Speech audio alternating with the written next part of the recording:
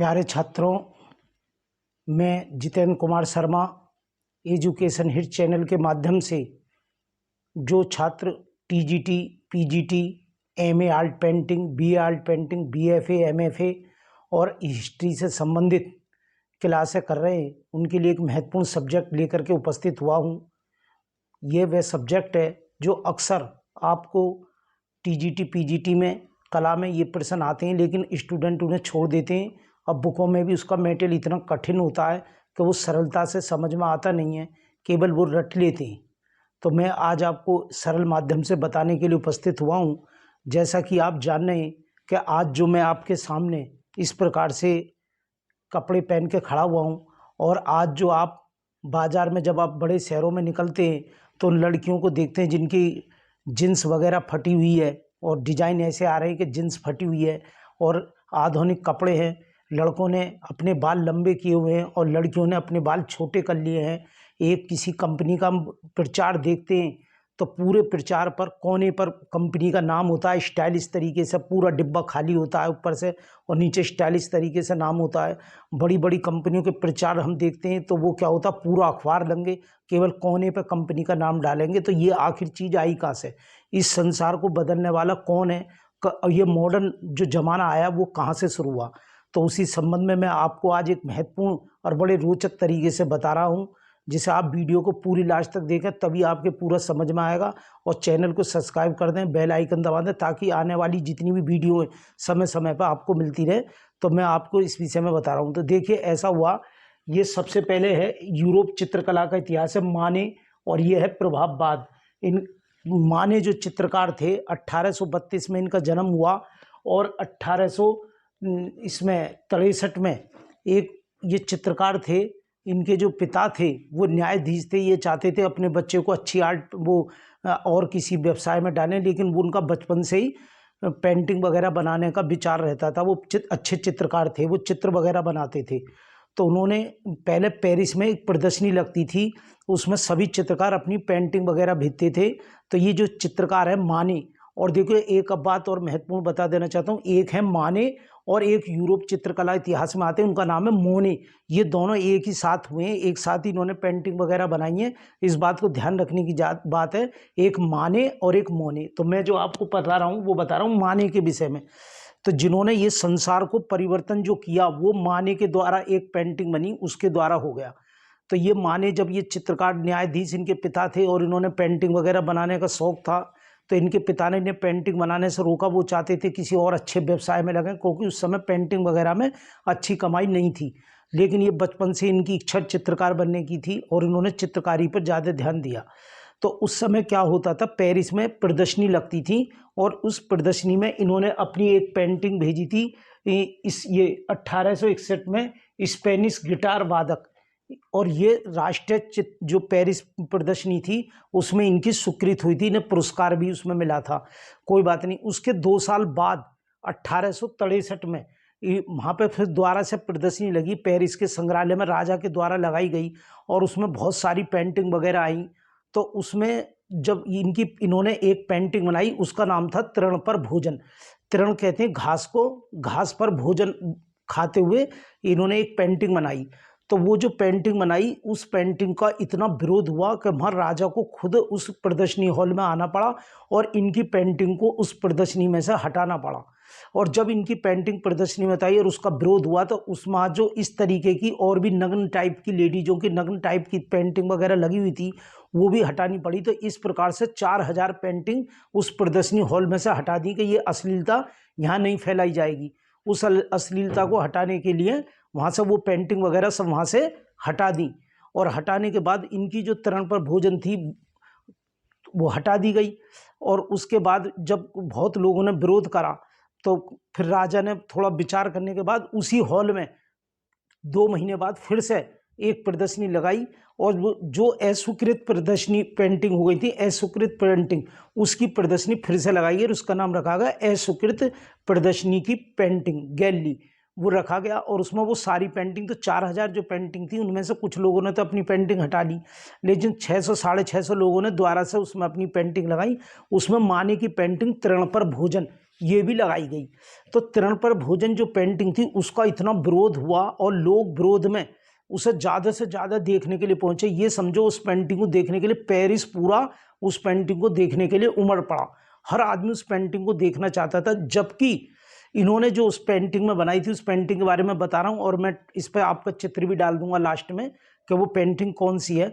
इसमें क्या बनाया था, एक औरत बिल्कुल नग्न अवस्था में बड़ी सुंदर तरीके से हिष्ट पुष्ट शरीर वाली एक औरत घास में बैठी हुई है, बिल्कुल नंगी, उसके शरीर पर कोई तन पर कोई कपड़ा नहीं है और उसके पास दो आदमी और बैठे हुए हैं। वो दोनों आदमी कोट पैंट में, बड़े सभ्य आदमी है, पढ़े लिखे, कोट पैंट पेन लगा करके बैठे हुए हैं और वो उसके साथ क्या कर रहे हैं, भोजन कर रहे हैं, फल खा रहे हैं बैठ करके। तो देखो इस पेंटिंग में जो है एक विचार वाली पेंटिंग है, विचार वाली पेंटिंग है। इससे पहले वीनस, इससे पहले जो एक कार्बोनेल की विविस्त्र वीनस पेंटिंग बन चुकी थी 200 साल पहले, तो उसमें वीनस को जो दिखाया गया था तो उसमें क्या था, वीनस को बिल्कुल नग्नी अवस्था में दिखाया गया था। लेकिन उसका इतना विरोध नहीं हुआ क्योंकि वो जो बना था चित्र काल्पनिक टाइप का बना था और दैवी देवताओं के आधार पर बना था। जैसे कि आज की तारीख में कोई देवता बनाता है, कोई देवी देवी को बनाता है काल्पनिक चित्र, तो उसका विरोध नहीं होता। तो इनकी जो पेंटिंग थी बिल्कुल वर्तमान परिस्थिति में लेकर के थी।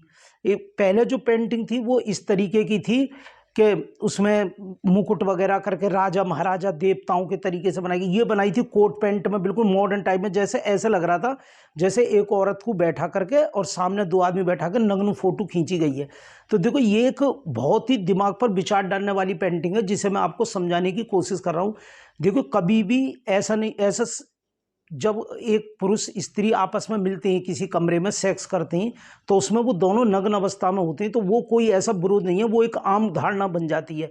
लेकिन एक ऐसी उस नग्नता को इस तरीके से प्रदर्शित करना कि औरत तो बिल्कुल नग्न अवस्था में बैठी है और दोनों आदमी कपड़े पहने बैठे हुए हैं, तो ये एक अपने आप में बड़ा द्वंद्व, दिमाग में द्वंद्व मचाती है। हाँ, अगर वो दोनों आदमी नग्न अवस्था में होते तो फिर इतना द्वंद्व नहीं होता, लेकिन वो दोनों जो सभ्य तरीके से बैठे हुए और स्त्री बिल्कुल नग्न अवस्था में, तो ये द्वंद्व मचाती है। जबकि ऐसा जीवन में संभव नहीं होता। एक पति पत्नी भी सेक्स करते हैं तो सेक्स के बाद तुरंत अपने कपड़े एकदम तुरंत कपड़े बदलते हैं। यह ऐसा नहीं है कि स्त्री घर में नग्न अवस्था में घूम रही है और आदमी बैठा हुआ है या परिवार के लोग बैठे हुए हैं और वो नग्न अवस्था में घूम रही है, ऐसा संभव नहीं है। तो ये इस प्रकार का द्वंद्व मचा। तो जो विरोध हुआ तो सब लोग देखने के लिए पहुंचे।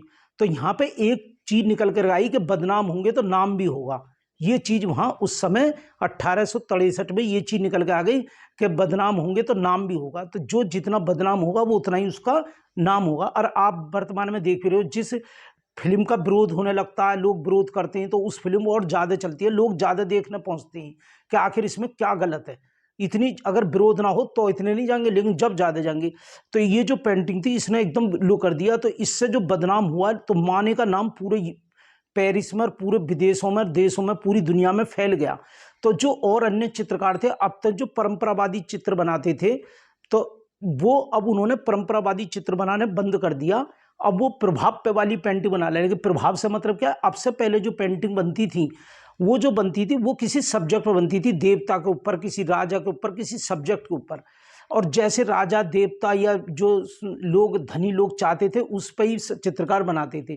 लेकिन अब चित्रकारों ने ये सोच लिया कि जो पेंटिंग बना रहे हैं अब उनका कोई सब्जेक्ट नहीं रहा, अब कुछ भी बना रहे, माना सेब भी बना दिया लेकिन इतने सुंदर तरीके से बनाया जो प्रभाव पैदा करे। कोई लेडीज बना दी, कोई आदमी बना दिया भीख मांगते हुए, तो सब्जेक्ट उनका खत्म हो गया। अब तो बस ये था कि प्रभाव पैदा करना चाहे कैसे भी हो। तो वहां से प्रभाव पैदा हुआ और तृण का भोजन है, इसने पेंटिंग ने पूरी दुनिया को बदल दिया। लोगों के दिमाग में ये आ गई कि दूसरे को दिखाओ। आज के टाइम में भी यही है, भले उसे कपड़े गर्मी लग रही है लेकिन ऐसे कपड़े पहनेगा जो दूसरे देख कर खुश हो जाए। वो ऐसी चीज करने की कोशिश कर, लीक से हटके। अब तुम मॉडर्न टाइम में लोग क्या करें, टैटू बनवा रहे हैं, यहाँ बनवा रहा है, कोई यहाँ बनवा रहा है, लड़कियां पैरों पर टैटू बनवा रही हैं। तो इस प्रकार से कोई लड़की लंबे छोटे बाल रख रही है लड़कों की तरह, लड़के लंबे बाल रख रहे हैं लड़कियों की तरह। तो ये जो प्रक्रिया चल रही है इसमें क्या है कि दूसरे को प्रभाव डालना है। तो कंपनी, तुमने देखा होगा किसी बड़ी बड़ी कोठरियों में हम जाते हैं तो वो क्या है, मेन गेट पर पत्थर पड़े रंगे, पत्थर के टुकड़े रख दिए। किसी शोरूम में जा रहे हैं तो भाई एक तरफ कोने में पत्थर पड़े हुए हैं।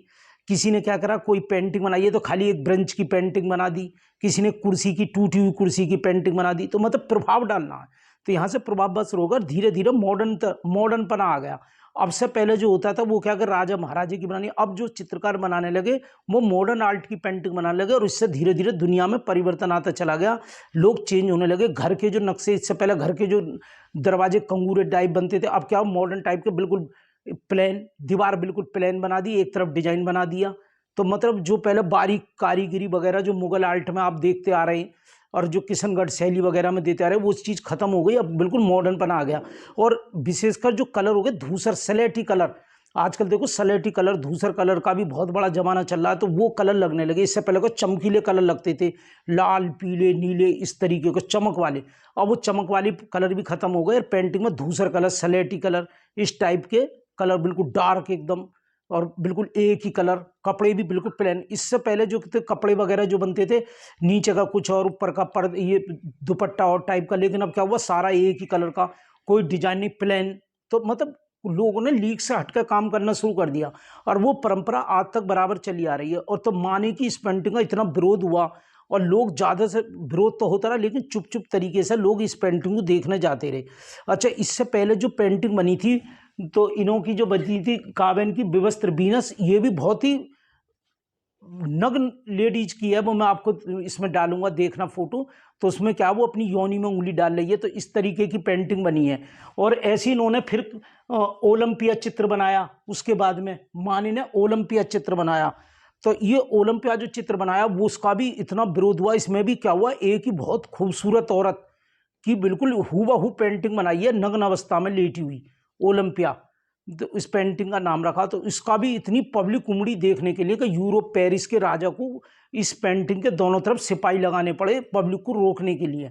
तो वहाँ लोगों में पूरी दुनिया में संदेश चला गया कि जितने बदनाम होंगे उतना ही नाम होगा, उतना ही पैसा आएगा और उतनी तरक्की होगी। तो ये धीरे धीरे पूरी दुनिया में फैल गया, लोगों ने फिर लीक से हटकर काम करना शुरू कर दिया। अब तक जो परंपरा चली आ रही थी कि बिल्कुल जैसा राजा महाराजा कर रहे हैं, बड़े आदमी कर रहे हैं, उन्हीं की नकल करो, अब लोगों ने हट के काम करना शुरू कर दिया। तो इन्होंने बहुत अच्छी अच्छी पेंटिंग बनाई। तो ये जो टीजीटी से संबंधित कुछ इंपॉर्टेंट बातें, एक तो इनका जन्म जो हुआ 1832 में हुआ और मृत्यु जो हुई इनकी 1883 में हुई। इनके जो पिता थे वो न्यायाधीश थे, मतलब जज थे। और इन्हों की जो अस्वीकृत चित्रों की प्रदर्शनी जो लगी वो 1863 में पेरिस में लगी और 4000 पेंटिंगों को अस्वीकृत किया गया। और 1861 में इनकी स्पेनिश गिटार वादक पेंटिंग लगी थी जिस पर इन्हें इनाम मिला था। और इनकी जो तुलना करी जाती है पेंटिंग की, जो करी जा रही है वो करेंगे चरागाह में समूह संगीत। चरागाह माने जैसे कुछ चराने जा रहे हैं तो उसमें समूह में जो संगीत बज रहा है, एक ने पेंटिंग बनाई थी, जिया ओनो का चित्र था, उससे इनकी तुलना करी जा रही है। और इससे पहले जो एक चित्र बन सका था विवस्त्र वीनस, नंगी वीनस, वीनस जो देवी है इनकी, ईसाइयों की जो होती है देवी है, तो उसका इतना विरोध नहीं हुआ।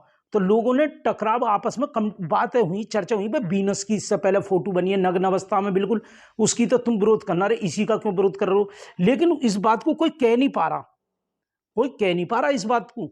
तो तुमने देखा होगा अब क्या होता है, अब मॉडर्न टाइप में जो पेंटिंग उस समय पे बनी, एक स्त्री नग्न स्नान कर रही है तो पूरे बाथरूम किवाड़ है उसकी, उसमें दिख नहीं रही, लेकिन नीचे से